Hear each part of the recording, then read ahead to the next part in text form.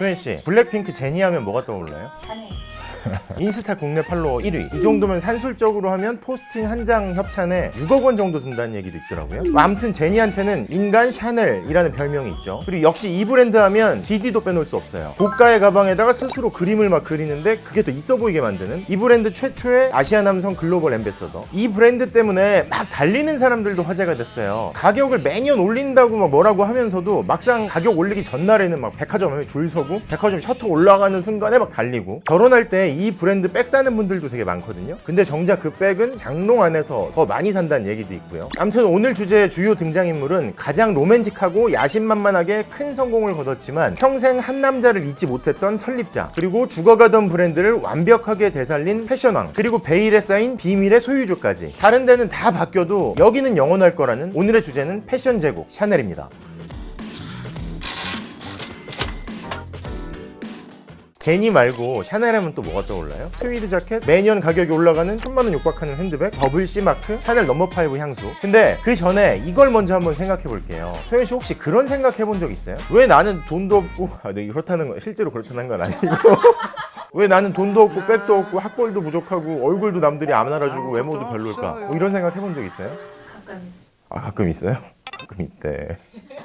네. 샤넬 이야기는 바로 그렇게 기구한 운명을 타고났던 한 소녀로부터 시작됩니다. 소녀의 이름은 가브리엘 샤넬이었어요. 19세기 후반에 태어나서 12살 때 어머니가 돌아가시자 잡상인 아빠가 버립니다, 딸들을. 나중에 어른이 된 샤넬이 이렇게 말했어요. 나는 12살 때 모든 걸 빼앗겼다. 그때 난 죽은 것이나 다름없었다. 보육원에 버려졌는데 그때 생계에 도움이 되라고 배운 게 바느질이었죠. 아무튼 현실에서 벗어나려고 막 애를 쓰다가 군인들이 주 고객이었던 뮤지컬에 가수 자리를 얻어요. 처음엔 보조였는데 큰 인기를 끌죠. 그때 코코라는 별명을 얻습니다. 자주 불렀던 레퍼토리의 제목이었대요. 그렇지만 샤넬은 어두운 기억이었는지 그 별명 별로 좋아하지 않게 되죠. 아무튼 그러다가 기마대에서 복무하던 발장이라는 사람을 만납니다. 경마에 환장하는 종업원 1500명짜리 공장집 아들이었어요. 발장은 사실상 직업이 부자였어요. 그래서 막 경마에 쓸 말을 키우려고 저택을 마련합니다. 샤넬한테 그 집에 들어와서 살라고 하고 1907년에 샤넬이 그 집에 들어갑니다. 그리고 거기서 운명이 바뀌죠. 근데 샤넬이 유행시킨 아이템들 보면 동시대 다른 아이템들에 비해서 그렇게 화려하지도 않고 좀 활동성 있는 것들이었어요. 그 출발은 이래요. 발장의 집에는 샤넬 말고도 다른 여자들도 막 살고 있었어요. 근데 그 여자들이 다들 몸매를 드러내는 화려한 드레스를 귀부인 풍을 따라해서 입고 거기에 대해서 얘기하고 그렇게 소일했대요. 하지만 일단 샤넬은 몸이 깡말라서 그런 옷을 싫어했고요. 모자도 작고 치렁치렁하지 않게 뭐 이런 것들을 자기가 만들어서 썼어요. 그러면서 말 타는 데 집중하고 있었는데 여기에는 무엇보다 이런 생각이 있었대요. 집주인 한마디만 하면 쫓겨나는 정부로 늙고 싶진 않다. 돈을 벌어야겠구나. 하지만 방법이 없었던 거죠. 그러던 어느 날 귀인을 만나본 적 있어요? 그 귀인이 첫사랑이었다면 어떨까요? 시름에 빠져서 말을 타러 간 샤넬이 초록빛 눈동자의 영국 남자를 보고 첫눈에 반합니다. 샤넬이 평생 동안 유일하게 사랑한 남자였다는 고이라는 별명을 가졌던 아서 카펠, 발장의 친구였죠. 참고로 샤넬의 보이백 역시 이 사람의 이름을 딴 겁니다. 아무튼 카펠은 석탄 개발에 돈을 투자해서 큰 돈을 번 젊은 재벌이었어요. 근데 뭐에 반했을까요? 초록빛 눈동자와 잘생긴 외모, 그리고 자기한테 무관심한 태도였대요. 그리고 얼마 뒤에 샤넬이 발장한테 모자를 만들어서 좀 팔아보겠다 이런 얘기를 합니다. 그래서 1909년에 파리에 있는 발장집으로 가서 작고 심플한 모자를 만들어서 팔기 시작해요. 잘 팔렸어요. 그때 샤넬은 생각합니다. 더 큰 물로 가서 비싸게 팔아야겠다. 근데 돈이 없었죠. 그때 바로 그 사람이 나타납니다. 돈을 안 빌려줬던 발장과 달리 카펠은 은행 대출을 받게 해줬어요. 그래서 모자를 파는 샤넬의 첫 매장이 깡본가에 만들어집니다. 근데 샤넬은 나중에 알게 돼요. 카펠이 보증만 섰을 뿐 아니라 샤넬이 돈을 찾다가 모자라면 자기 계좌에서 돈이 빠져나가게 한 거예요. 나중에 샤넬은 이렇게 얘기합니다. 그를 만난 건 내 인생 최고의 행운이었어. 그는 나의 오빠였고 아버지였고 가족이었어.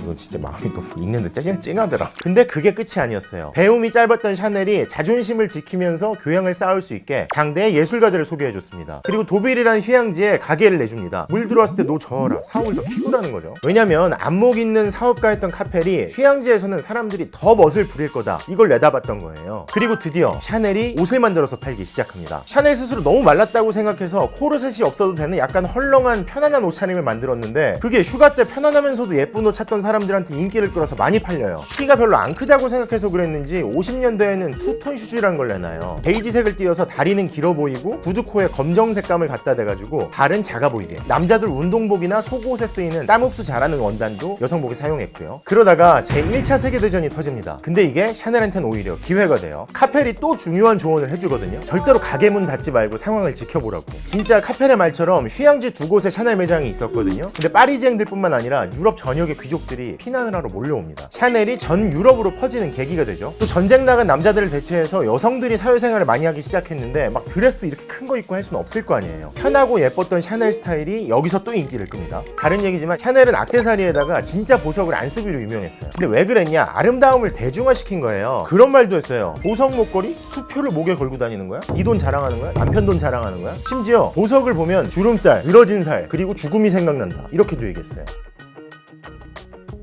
아무튼 다시 귀인 얘기로 돌아갈게요. 샤넬은 연인 카펠이 귀족과 결혼할 거라는 걸 알고 있었어요. 자기 연인처럼 샤넬 스스로도 야심가였기 때문에 이해했던 거죠. 그리고 그때쯤 허리 아래까지 내려오던 긴 머리를 자릅니다. 짧게 잘라요. 근데 또 이게 유행이 돼요. 실제로 나중에 카펠은 귀족과 결혼을 하고요. 그래도 샤넬과의 관계는 계속 유지됩니다. 그리고 1년 뒤 어느 겨울날 새벽이었어요. 누군가 샤넬 집 초인종을 계속 누릅니다. 말리는 하인을 뿌리치고 들어와서 카펠이 교통사고로 죽었다, 이런 소식을 전하죠. 샤넬은 너무 충격을 받았어요. 그리고 하룻밤을 꼬박 새서 사고 지점으로 이동합니다. 사고 지점에 도착해서 샤넬은 아직 치워지지 않던 차량을 어루만진 다음에 바닥에 주저앉아서 몇 시간 동안 통곡을 했대요. 집에 돌아온 샤넬은 커튼, 벽지, 베개, 이불까지 모든 걸 검정색으로 바꿉니다. 그리고 훗날 이렇게 말하죠. 나는 카펠을 잃으면서 모든 걸 잃었다. 자, 여기서 잠깐, 소연씨, 샤넬한테 가장 많은 돈을 벌어준 제품이 뭘까요? 맞췄네? 맞아요. 마릴린 자, 마릴린 먼로가 내가 밤에 걸치는 건 이것밖에 없어요 라고 했던 샤넬 넘버 5 향수입니다. 그리고 제일 유명한 소재는 트위드죠. 스코틀랜드 인근에서 많이 쓰였던. 다시 첫사랑의 죽음으로 돌아가서 왜 그런 노래도 있잖아요. 사랑이 다른 사랑으로 잊혀지네. 샤넬은 그 이후에 아주 유명한 귀족들을 계속 만납니다. 러시아 황제의 조카였지만 혁명으로 쫓겨났던 드미트리 대공. 그리고 집이 여기저기 되게 많은데 그중 한 집 차고에만 가도 롤스로이스가 17대나 있다는 유럽 최대 부호 대영 제국의 웨스트민스터 공작이죠. 그리고 이 만남들에서 샤넬은 영감을 얻습니다. 샤넬 더블 C 마크가 언제 처음 나왔을까요? 일단 드미트리랑 휴가를 갔다가 향수를 만들고 있었던 에르네스트 보라는 사람과 연결이 됩니다. 안 그래도 향수를 만들고 싶었던 샤넬한테 그 에르네스트 보가 10가지 시제품을 가져와요. 그리고 샤넬이 마음에 들었던 5번째 제품을 고르고 이름을 붙입니다. 샤넬 넘버 5. 1921년 5월 5일 출시된 이 향수에 처음으로 더블 C 마크가 붙습니다. 근데 당시 향수의 이름이 어땠는지 알아요? 봄의 욕망, 저녁의 도취, 뭐 이런 이름들이 일반적이었대요. 근데 파격적인 이름을 붙인 거죠. 샤넬은 나중에도 어깨끈 있는 핸드백을 내놓고 1955년 2월에 출시했는데, 그래서 이름을 이렇게 붙이죠. 처음에는 향수를 VIP 고객들한테 몰래 슬쩍슬쩍 주는 식으로 마케팅을 했는데 이게 소문이 퍼지면서 물량을 댈 수 없을 만큼 많이 팔립니다. 근데 대량 생산은 지금도 그렇지만 그때도 어려운 일이었거든요. 바로 그때였어요. 파리의 유명 백화점 라파에트의 주인이 샤넬을 찾아옵니다. 사람을 소개시켜줘요. 당시에 연예인 브랜드로 유명했던 브루주아 화장품의 재벌 피에르 베르타이머였죠. 그리고 1924년에 셋이 회사를 차려서 샤넬이 그 중에서 수익 10%를 가져가기로 합니다. 근데 나중에 10%밖에 안 받기로 한 걸 두고두고 후회를 하면서 계속 소송전을 펼칩니다. 이 얘기는 베일에 쌓인 샤넬의 주인 얘기를 하면서 뒷부분에 다시 설명하겠습니다. 근데 연애가 준 선물은 향수뿐만이 아니었어요. 드미트리 대공 만날 때 샤넬은 러시아 귀족들을 많이 챙겨요. 망명해서 러시아에서 왔는데 귀족들이니까 뭐 할 줄 아는 게 별로 없었을 거 아니에요. 그때 러시아 전통 자수를 눈여겨보게 되고요. 나중에 도입합니다. 그리고 자수의 관리는 드미트리 대공의 동생이었던 마리아한테 맡기죠. 또 할 줄 아는 게 없던 다른 러시아 귀족들. 근데 막 생긴 건 잘났어. 이 사람들한테 모델시키고 점원 일자리도 줍니다. 그리고 나중에 이 덕을 보게 되는데 그건 또 뒷부분에 설명하겠습니다. 이거 맨날 뒷부분에 설명한다고 누가 뭐라고 하더라. 그리고 아까 웨스트민스터 공작 엄청난 부자였다고 했잖아요. 샤넬이랑 둘이 뭐 요트하고 승마하고 사냥하고 낚시하고 이렇게 다닐 때 영국 남자들이 입던 소재를 눈여겨봐요. 그 소재가 바로 나중에 샤넬이 자켓에 쓰게 되는 트위드였습니다. 그리고 나중에 샤넬이 13살 연하의 나치 독일 외교관 군터 폰 딩클라게를 만나다가 2차 대전 끝나고 나서 부역했다고 연행이 되거든요. 그때도 영국의 처칠 수상과 친했던 웨스트민스터 공작의 도움을 받았다는 얘기도 있어요. 훌륭한 연인들이 많았죠. 하지만 샤넬도 2차 세계대전을 피해가지는 못했죠. 전쟁 기간에 향수랑 액세서리 매장 말고 거의 모든 매장이 문을 닫고요. 그리고 전쟁이 끝나고 나서도 나치 독일 외교관과의 연애가 문제가 되면서 샤넬은 프랑스 밖으로 쫓겨나다시피 합니다. 나중에 샤넬이 그랬어요. 60 다 돼가는 나이에 어떤 젊은 남자가 마음에 든다는데 당신들은 그때 신분증 확인하고 있을 거냐. 그리고 그때 샤넬의 조카가 나치 독일에 포로로 잡혀있던 사연도 있었고요. 나치 독일한테 밑보이면 곤란했던 거죠. 어쨌든 프랑스에서 외면받았던 샤넬은 스위스로 건너가서 서서히 잊혀져 갑니다. 그리고 패션계는 다시 여성의 몸매를 두드러지게 하고 화려한 옷차림을 한 디올에게 왕좌가 돌아갑니다. 샤넬의 설 자리는 없어졌어요. 그렇게 14년이나 흘렀습니다. 샤넬은 71살이 됐어요. 근데 샤넬은 복귀를 준비합니다. 샤넬이 그저 향수 브랜드쯤으로 막 잊혀져 가던 1954년 2월이었어요. 샤넬이 파리에서 패션쇼를 엽니다. 기대와 달리 대참사 수준이었어요. 여전히 프랑스와 유럽은 샤넬을 원하지 않았던 거예요. 패션 잡지들도 구닥다리라고 막 혹평을 해댔죠. 하지만 미국에서 반전이 찾아왔습니다. 샤넬의 과거를 문제 삼았던 유럽과 달리 미국은 샤넬의 과거에 별다른 관심이 없었어요. 그리고 복귀 패션쇼에서 등장했던 옷들을 고급 상점가에서 막 주문하기 시작합니다. 미국 언론들도 열광했어요. 특히 러시아 망명자 출신의 언론인들이 샤넬한테 막 열광적인 반응을 보냈거든요. 아까 러시아 귀족들 어려울 때 샤넬이 파리에서 챙겨줬다 그랬잖아요. 그리고 자수의 책임자가 드미트리 대공의 동생 마리아였다고 했잖아요. 마리아가 뉴욕에 와 있었습니다. 그리고 많은 망명 귀족들이 뉴욕에 살고 있었죠. 그 사람들이 샤넬을 잊지 않은 거죠. 화려한 디올보다 샤넬이 스타일이 단순해서 업자들이 베끼기도 좋았대요. 얼마나 인기였냐면요. 심지어 존 F 케네디 대통령이 암살당할 때 그 옆에 있던 제클린 여사의 피로 얼룩진 드레스, 그것도 샤넬이었을 정도니까요. 아무튼 미국이 샤넬을 되살렸고 이게 다시 프랑스와 유럽을 움직였습니다. 샤넬이 돌아온 거죠. 이제 첫 부분에 말씀드렸던 베일에 쌓인 샤넬의 주인, 비밀의 부자들 얘기를 할 때가 됐습니다. 아까 샤넬 넘버5 대량 생산할 때 베르타이머 가문과 손을 잡았다가 계속 싸웠다고 했잖아요. 베르타이머는 유태인 가문이에요. 나치 독일이 침공하자 프랑스를 떠나서 미국으로 갑니다. 샤넬은 이때를 노려요. 원래 있던 법인을 해산시키려고 한 거예요. 그러면 계약은 없어지지만 향수는 남을 테니까요. 그치만 이 베르타이머 쪽이 만만한 상대가 아니었어요. 먼저 미국인 특사를 프랑스에 보냅니다. 그리고 나치 독일의 협력자였던 펠릭스라는 사람의 회사 지분을 사들여요. 그리고 샤넬이 덤비기 시작하니까 샤넬 향수 지분을 아까 그 펠릭스한테 넘깁니다. 나치 독일의 협력자였으니까 나치가 그 회사를 그냥 냅뒀겠죠. 샤넬은 없애고 싶어 했지만. 그리고 나치 독일이 패전을 하니까 전범이 된 펠릭스는 다시 샤넬 향수를 베르타이머 가문에 넘깁니다. 그러면서 자기 목숨을 부지하죠. 결국 이러한 싸움 끝에 샤넬은 전 세계 향수 판매 수익의 2% 그리고 죽을 때까지 숙박비, 세금, 비서, 하인, 차량, 기사 이 모든 걸 제공받기로 합니다. 일종의 종신연금이죠. 그리고 합의를 해요. 근데 재밌는 게 이렇게 막 치열하게 싸우던 샤넬과 베르타이머 가문이 둘이 친해졌어요. 서로의 능력을 인정하고 우정이 생긴 거죠. 그리고 바로 이 베르타이머 가문이 지금도 샤넬의 최대 주주입니다. 베르타이머 형제가 각각 35조 원씩 재산을 보유하고 있어서 7월 현재 세계 37위의 부자입니다. 이건희 회장보다 약 15조 정도 많아요.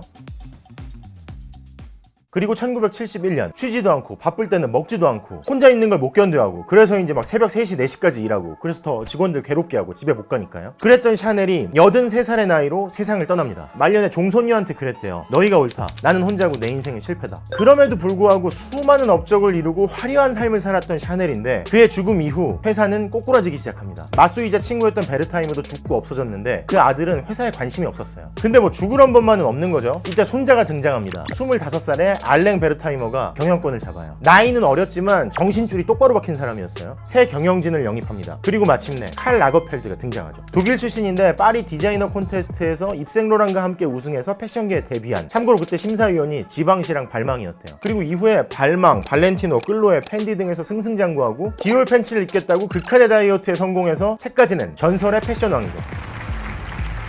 근데 제가 진짜 궁금했던 건 이 부분이었어요. 왜 지난번에 구찌 편에서 무명이었던 톰 포드와 알레산드로 미켈레를 영입해서 구찌가 부활한 얘기를 했었잖아요. 그때도 왜 이 사람들을 골랐을까 하는 말씀을 드렸었는데 지금 와서 보면 라거펠트가 훌륭한 사람이었으니까 당연히 잘 됐겠지 뭐 이렇게 생각할 수도 있어요. 하지만 당시에는 그걸 확신할 수 없었을 거예요. 미래를 누가 내다봐요. 근데 왜 꼭 칼 라거펠트여야 됐을까? 2002년 미국 언론 기사에서 이런 내용이 나옵니다. 부활을 꿈꾸던 샤넬 경영진이 라거펠트를 아주 오랫동안 눈여겨보고 있었대요. 뛰어난 사람이라는 건 이미 입증이 되고 검증도 했는데 결정적인 게 뭐였을까요? 라거펠트 작업들을 쭉 다 살펴봤대요. 그랬더니 이렇게 뛰어난 업적을 남긴 사람이 그때까지 단 한 번도 샤넬을 카피하거나 샤넬의 영향을 받지 않은 것 같았다는 거예요. 아, 진짜가 나타났구나. 이 사람이라면 샤넬을 완전히 바꾸고 부활시킬 수도 있겠구나. 이렇게 생각한 거죠. 그리고 1983년 샤넬에 영입된 칼 라거펠트는 샤넬에 만든 코코 샤넬의 스타일을 부활시키고 이걸 새롭게 하겠다고 결심합니다. 보통 라거펠트가 샤넬의 아카이브에서 영감을 얻었다고들 얘기를 하는데요. 구체적으로 한적으로 말하면 이런 겁니다. 보이 카펠과의 연애 시절 사진을 비롯해서 샤넬이 찍힌 모든 연애 시절의 사진들을 라거펠드가 한 장 한 장 다 찾아봐요. 그리고 코코 샤넬의 당시 감정을 떠올려 본 거죠. 그걸 기반으로 트렌디함을 더해서 샤넬 스타일을 되살려냅니다. 라거펠드 부임 이후에 샤넬은 완벽하게 부활하죠. 그러면서도 라거펠드 재임 거의 36년 동안 샤넬은 다양한 변화를 꾀합니다. 그대로 멈춰있지 않았어요. 패션쇼에 모델뿐만 아니라 키라 나이틀리, 크리스틴 스튜어트, 카이아 거버 뭐 이런 셀럽들을 대거 등용했고요. 그리고 GD처럼 그 시대에 가장 화제가 되는 영향력 있는 셀럽들을 골라서 초대장을 보내고 쇼에 초청합니다.